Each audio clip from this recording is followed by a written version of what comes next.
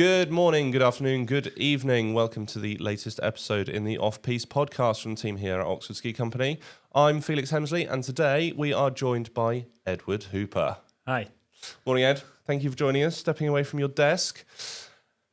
It's been a busy time at desks, hasn't it, of late? Yeah, very busy. Very busy. I think we've seen this year some great snow for the peak weeks, New Year, February half term. A lot of clients that have been away have just had the best time. We know the chalets, the service are great, and so they're keen to get that booked in and lock in those peak dates. So yeah, it's been nicely busy on the sales front. Good. So yeah, we've got half term behind us now. Yep. Which is always nice to have. But I think more importantly, what is behind us is your recent trip to Japan. Yes. Most people's idea of a lifetime trip, one for the ages, and you've been lucky enough to do it. Give us a quick summary. How was the whole experience? Absolutely incredible. You mentioned once in a lifetime trip, and it really felt like that. Very different experience skiing in Europe, but overall absolutely loved it and would highly recommend it. Yeah. Probably the headline being lots and lots of snow. Just insane. Yeah. The most snow on record, was it? Or was that just after you left? So while we were there, I was staying in Niseko, which on Hokkaido Island. There was actually, not well in Niseko, but elsewhere in Hokkaido. They said it was the record snowfall in 24 hours. Which was? Something insane, like 1.27 meters. Wow, like 4 foot. Just crazy. We had sort of 60 centimeters in 24 hours, and then it kept snowing for another 2 days. Wow. Which felt pretty special. So if that happened in Europe, right, if that was the Alps, everything would be shut. Oh my goodness, Like the mountain would be closed.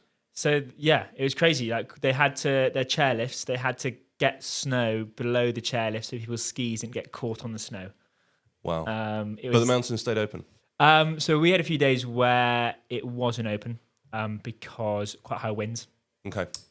They always sort of kept the bottom gondola going, which was quite fun, but the sort of higher stuff and the stuff that linked wasn't open the whole time. But for the most part, you got to enjoy the goods of the gods. Yeah, amazing. We actually had a friend out there on our first day, and we turned up and it was blue skies, which I've now know is very rare in Niseko. Right. But we turned up and they took us through these runs through the trees and it's off-piste, and we're like, oh, the snow's not very good today. And my friends and I looked at each other and like, oh my goodness, in Europe, this would be considered like an amazing powder day. What do you mean? Yeah. And then I think as the week went on, we learned the true meaning of Japan powder snow. And the lack of blue skies. And the lack of blue skies, right. Yeah. Well, at least you got to start it, gentle ease into the experience. So yeah, it's always nice to see something different and like such a different landscape. Yeah. Because in the Alps, you go and there's all these imposing mountains like everywhere you look.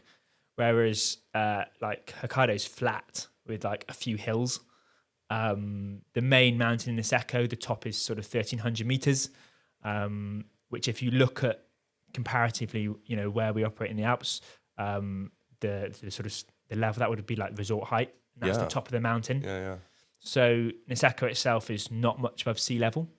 So when you look across from the mountain, on the rare days you get blue sky, it's like flat and then like a few hills poking out. Yeah. Rather than that sort of big alpine sort of, jagged scenery, which is amazing.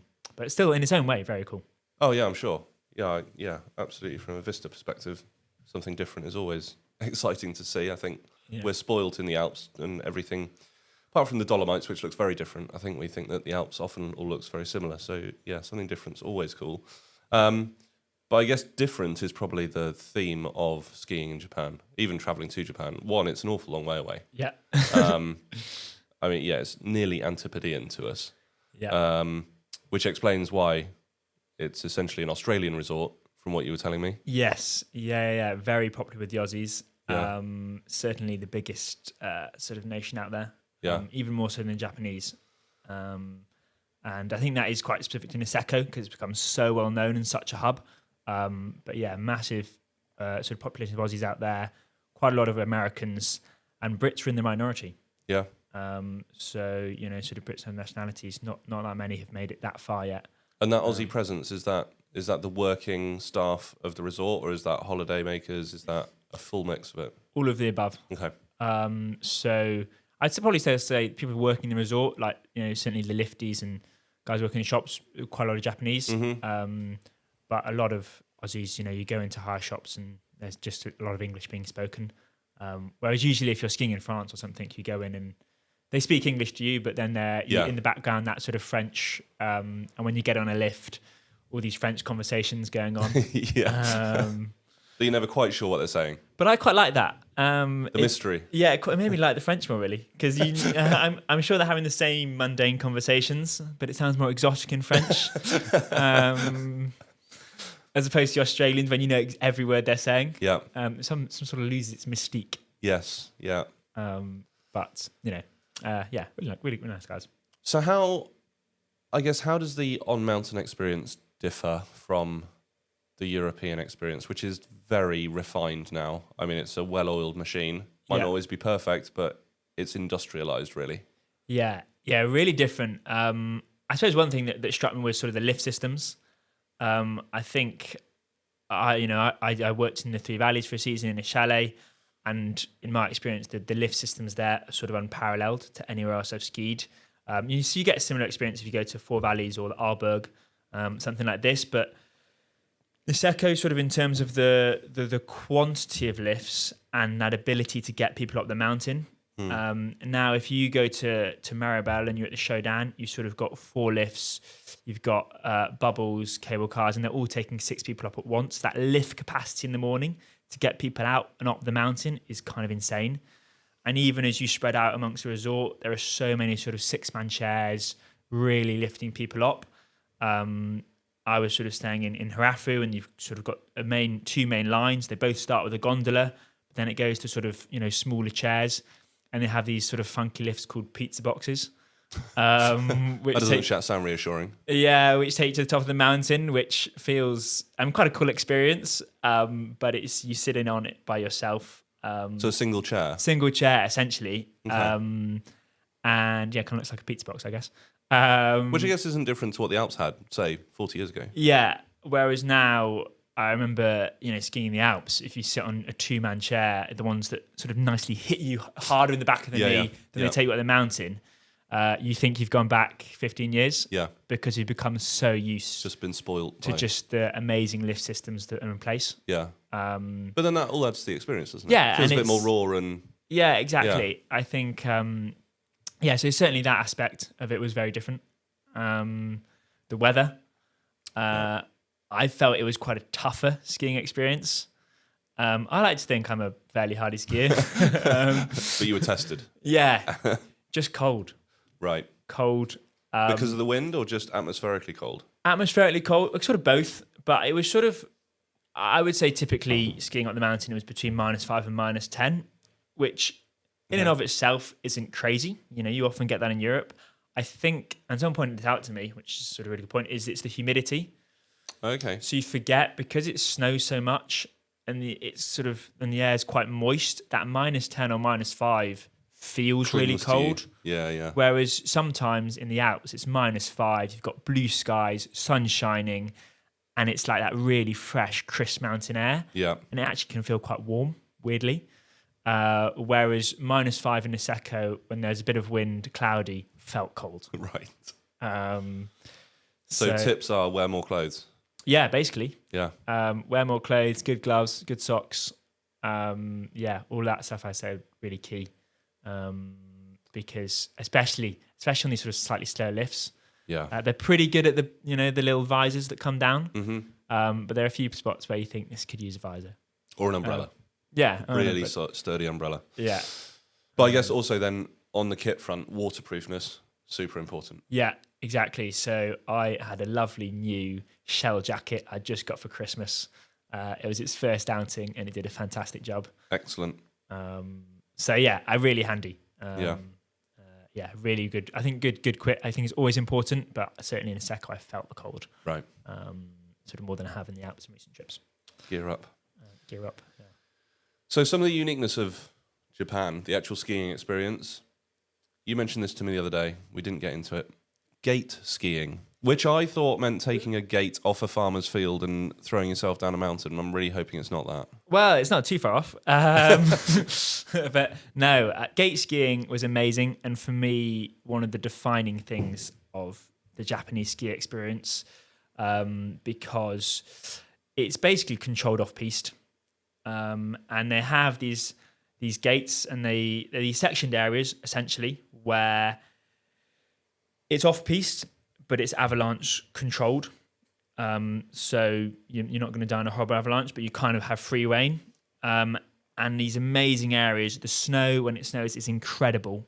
Just deep. You can just jump anything, hit anything, because you're going to land in snow. And it's kind of a case of a lot of trees, and you just pick your line and don't hit the trees. I was going to say, not hitting the trees. You won't hit snow if you hit a tree. Yeah, absolutely. Yeah. I sort of failed in that brief, only once or twice. But it's good to experience it. Yeah, well, exactly. Well, when you ski into a bit of a dense bit of forest, comes a little bit more challenging. Yeah. But yeah, just amazing. And that you just go and you pick your lines, and it's just, I think, quite easy off-piste in the sense of, some of it was quite gentle grading. It wasn't necessarily like this sort of really steep couloirs or anything like this. Quite accessible. But yeah, the piste skiing, I personally didn't do so much of. And I think coming from somewhere like, Trois Valley, where like I personally think is the best piste skiing anywhere in the world, it would feel if you were just going to go and ski pistes, it wouldn't feel so impressive. It'd be maybe a little bit sort of disappointed slightly. But I mean, the gate skiing is just like this whole other world, and completely makes up for it, and was so much fun. Just loved it. And in terms of, I want to say access, but I guess really, I mean, provision of security and safety in the Alps, pretty much the entire mountain is under the control and maintenance of mountain rescue and everyone else. Yeah. In Canada, there are essentially signs which say, "Abandon hope, all ye who enter here." Yeah. If you're going in gate skiing in Japan, is that still considered in bounds? Yeah, so it is. So it's still in bounds. You're still covered by sort of mountain rescue, and there's still sort of people going through it and stuff. So you'll be fine. They make it quite obvious when you're going out of bounds. There are ropes and signs, and they're even kind enough to put it in English as well. That does help. Although a big red rope normally means one thing anyway. It doesn't matter what language it's in. That's normally exactly. So once you start ducking under the rope, you are in trouble. But I think at that point, that's the same as anywhere. And then night skiing, something we don't really have. We have some in Europe, but not a great deal. Yeah, because the Apres is so good, most people don't still want to be on the mountain. Yeah, if you've got an option dancing on a table, why not? But night skiing was something I was really excited to try, because I'd heard a lot about it, and it's the best place to do it. So Niseko's got a couple of resorts. We were staying in Grand Harafu. That's the best night skiing, just because the lifts open there the best. And there's that slight thing of being under a spotlight skiing down a piste. It made me have that slight sensation of being on a World Cup run. Obviously nowhere near as good or as fast, but it just that kind of like when that first time you're doing it, like, this is so cool. Wow. And if you're a really keen skier like me, it allows you to ski extra. So the lifts open at 8 and they close at like 7. So if you really do want to absolutely a lot for your ticket. Ski all day, yeah, absolutely. And it's included with any lift pass you get. You include the night skiing, which is super handy.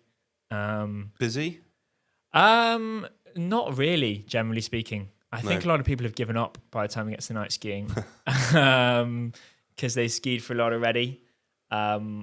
We had one evening, which was incredible. We had a few friends, and we did night skiing off piste through the trees. Wow. And that was because the lights are really bright, and you can see what you're doing, but it just adds that sort of bit of excitement to it, because slightly dark going through trees on the night, and it was just amazing. We were with some guys who knew what they were doing, and that was just not that you didn't know what you're doing. I always know what I'm doing, Felix, obviously. Yeah. But knew where they were going, maybe. Yeah. More is the correct, but it was just, that was amazing.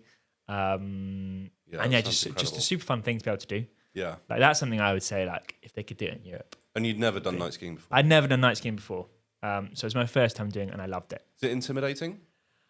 No, because actually it's well lit. Yeah. It is very well lit, and the snow's great. And that is when we stuck to the piste more, apart from that one day, because there's obviously that little bit of you don't want to go into trees and die. Yeah. But and because of the lift network, as you were saying earlier, it's somewhat more compact than what we would be used to more domestically.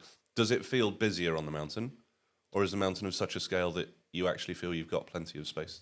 So I'd say the pinch points feel busier. So the lift queues in the morning were huge. They were kind of insane. Like lifts opened at 8. If you were there like at 7:30, you'd still be queuing for 20 minutes to get on first lifts. And I know we sometimes see that in Europe. Certainly, these sort of peak weeks can be busy. But like I was saying, because there are so many lifts now at the Showdown, the hubs of any resort, there's just that massive capacity to get people out. Mm-hmm. Like any European resort, once you're actually out on the mountain and you were doing the other lifts, the queues didn't feel so bad. Like it felt just pretty standard, pretty good. Yeah. Because everyone disperses, they go out, they ski, through gates, whatever. But those sort of key points at the bottom did feel busy. And I think it's just because, there's sort of one gondola. And so everyone has to get it up. And so that did feel busy, but once you're out skiing, it was absolutely beautiful. Which I guess is often the case at smaller resorts in the Alps or even skiing in Whistler. There's always that pinch point at the bottom because the nature of the topography doesn't allow you to have multiple pickup points at the bottom. So exactly. So looking more holistically at the holiday, I guess, what comparative cost elements were there?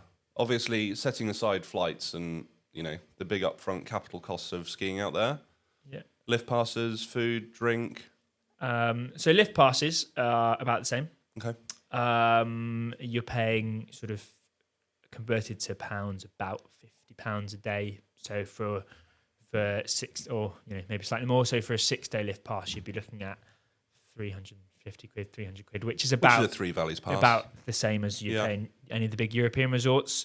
And what we did with the lift pass, which was great, was you could buy it on the day. You could just buy a day pass. You didn't pay a premium for it.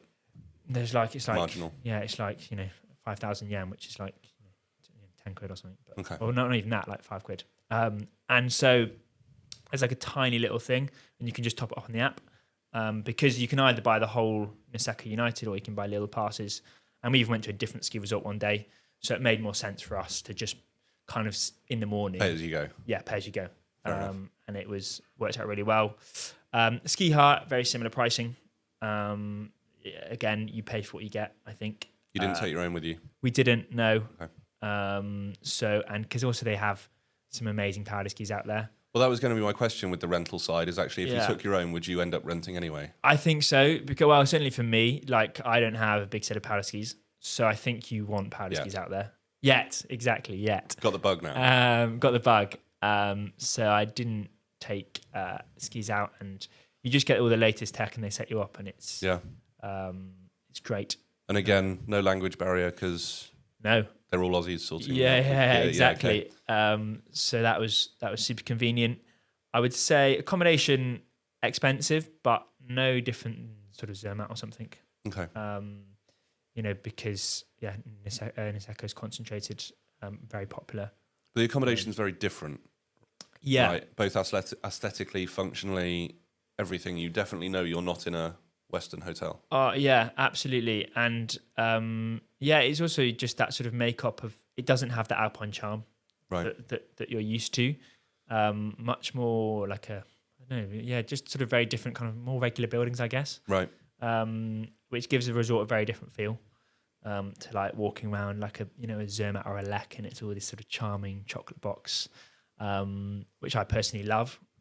It's not the same in Niseko, so you certainly know somewhere else. And I think much more hotel orientated than chalets. Yeah. The catered chalet model hasn't really made it out there in the same way that we see in Europe. But still, some really nice places to stay. And as a keen runner in the UK, you also decided that skiing down mountains wasn't good enough and you wanted to go and walk up one. Yeah, absolutely. So this was probably my favourite day of the whole trip. That's so weird. Whoa. No, it's honestly amazing. So there's a mountain called Mount Yoti, which you kind of see from everywhere, and it's this sort of national park, and there are no lifts on it. And when I asked why, they told me it's technically an active volcano. As long as there's snow on it, it can't be that warm. Yes, but they don't want to drill down and put lifts in case it sets the whole thing off. That's fair. Which I thought was, Yeah, I get that. reasonable argument. So, they had Mount Yoti, and I would recommend you get a guide for this because you need to know what you're doing. We had a friend who lives there year round, so he was kind enough to take us up. And so we snowshoed up because unfortunately we were going with some borders. But obviously you can tour up as well. So we snowshoed up Mount Yoti, which in itself was amazing. You're in the middle of nature, going up trees, up this mountain in the snow. And for me, I love that. It's just that. And that sort of sense of adventure when you go away from that main resort and you saw about 5 other people all day. That silence in the air. Yeah, and just that sort of amazing, the same as you do touring in Europe, which I love. And it was just felt like a real adventure going up. And then the skiing down was just out of this world. Just fresh tracks everywhere you looked, untouched snow. As I said, we had amazing snowfall. And then it was a case of just like, pick your line down this mountain. And it was really funny. One of our friends had sort of gone ahead and was sort of filming us coming down. And he said you could hear everyone before you could see them because everyone was just so excited about like the incredible snow. And for me, that experience of walking up, getting in the middle of nowhere and then having perfect tracks down, that to me is like an ideal ski day. How long was the walk up? So we went up for 2.5, 3 hours. We only went halfway. So you can, I'm told, go all the way up to the top, ski into the volcano crater, tour out and ski back down. We went to the top of the tree line and then ski back down from there. The reason being it was quite windy. Okay. And we're just with quite a big group, so like we didn't want to just push it up. Yeah. And it was quite cold. And how deep are we talking with the snow? Like if you stopped, it'd be coming up to like above your knees, like you just sink in. So you did get that wonderful vision of the powder blowing over your chest. Yeah, like it was coming all over your jacket. Yeah. Like you'd come back in like your goggles, and it was all your snow was everywhere. Like it was Brilliant. just that sort of amazing, and you just sink in, and some spectacular crashes. I saw a snowboard absolutely lodged in snow, and helped him out. Yeah, obviously. Yeah. No. So like that sort of level where like. Don't lose a ski because if you lose a ski, you may never find it ever again. Because it was just like once you sank, that was it. Like it was so deep. But this wasn't even extraordinary snowfall, was it? This is just no. So they snowfall out in Japan is like what it's known for. That's probably the headline. And so it was just amazing. So skiing in Japan, summery, amazing. Yeah, basically. But then you did more than just skiing, didn't you? Yep. You spent some time. You went to the onsen? Yeah, so that was onsen, big fan. That actually, after the 8th day, went to the onsen, and that just sort of capped it off. And I absolutely loved it. So onsen's natural hot water, spring, sauna, baths. Correct, yeah. What a great summary. Yeah, exactly. And the big thing is completely naked. So you can't wear swimmers, which I think for the Europeans is a weird concept sometimes, or maybe the British. But for the Japanese, that's just what they do. Yeah. And I really enjoyed it. Really cool experience, kind of sitting outside in a pool of hot water with a hot spring and surrounded by snow. And just really, really amazing, really relaxing. Like if you need like after a day on the slopes, the perfect way to relax is go and sit in an onsen. And this was in the hotel, was it? No, so we did 2 onsens. We did one which was linked to a hotel, and which was amazing. Loved it.